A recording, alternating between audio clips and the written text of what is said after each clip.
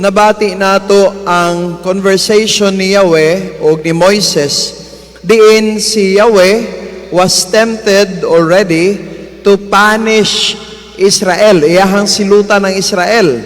Nganuman, taliwala sa tananiyang gibuhat kanila, iyaha silang liberate gikan sa pagkaulipon, gigiyahan niya sa disyerto, gipakaon, gipainom, giubanan, gihayagan, gilandungan, gibantayan, tanan.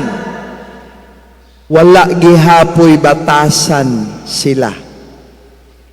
In fact, kung ato ang basahon ng kinatibuk-an sa Exodus, naghimo silag lahi nga Dios.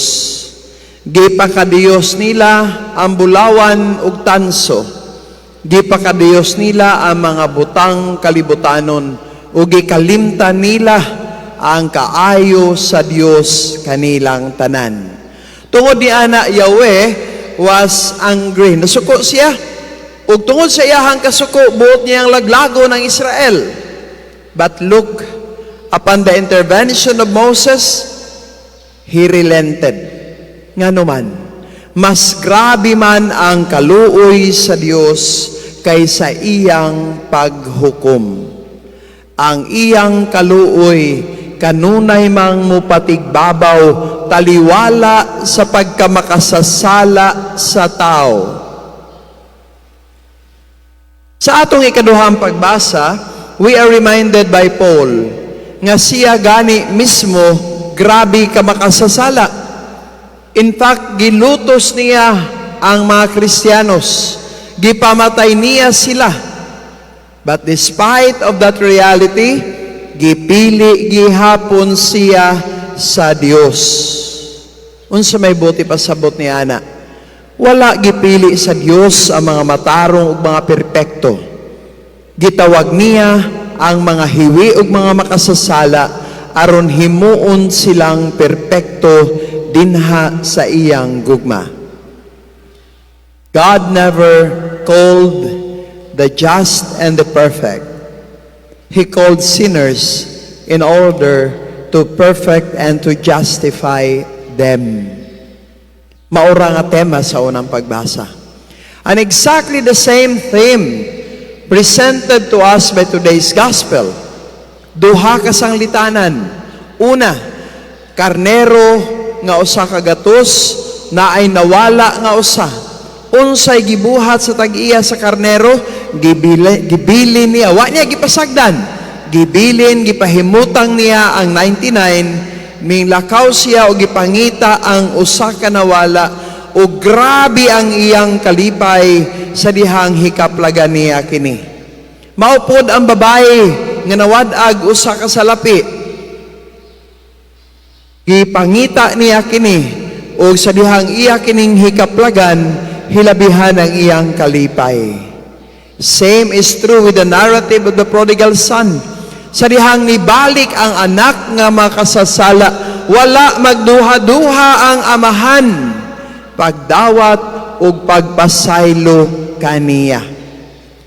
Tataw kaayo kaduha gibalik sa ebanghelyo nga mas grabe ang kalipay sa langit sa usa ka makasasala nga nagbag-o kaysa mga matarong nga wala manginahanglan sa kaluoy o pasaylo sa Dios. Bisag unsa pa kadako ang atong sala, ang atong Dios mas dako pa og kaluoy kaysa ni ani. Even if we are the gravest of sinners, the compassion and mercy of God is greater than our sins. Nga naman, tungod kay ang pagkamanggiluyon o pagkamapasayloon, mauman ang kinaiya, character, or nature sa Dios. This is therefore an open invitation nga kitang mga makasasala, kita tanan makasasala man. Naay uban, daghag sala, labi na gyud ang mga politiko nga kawatan. Naay uban nga mas grabig sala, labi na ng mga negosyante nga pikasan, mga ning daog-daog sa ilang mga mamumuo, But that is not the end of it all.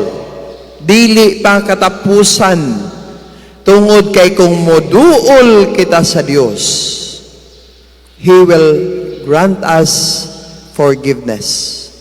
Kanunay nagapangita ang Dios kanato every time masayop ug makasala kita.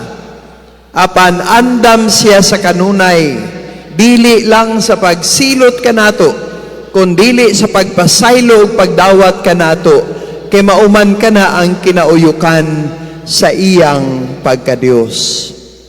Mga kaigsuunan, this is therefore an invitation for us to go back home to God, to repent, to embrace His gospel, and to be His witnesses. Kay kung ato kining buhaton, maangko nato ang hingpit nga grasya sa kapasayloan, ug mamahimo kitang takos nga pagatawgon nga iyang simbahan, nga iyang katawhan. Palihog manindog ang tanan. Ato karong ipadangat o atong pag-uhon ang atong pagtuo pagsalig sa Dios kitang tanan mo ingon.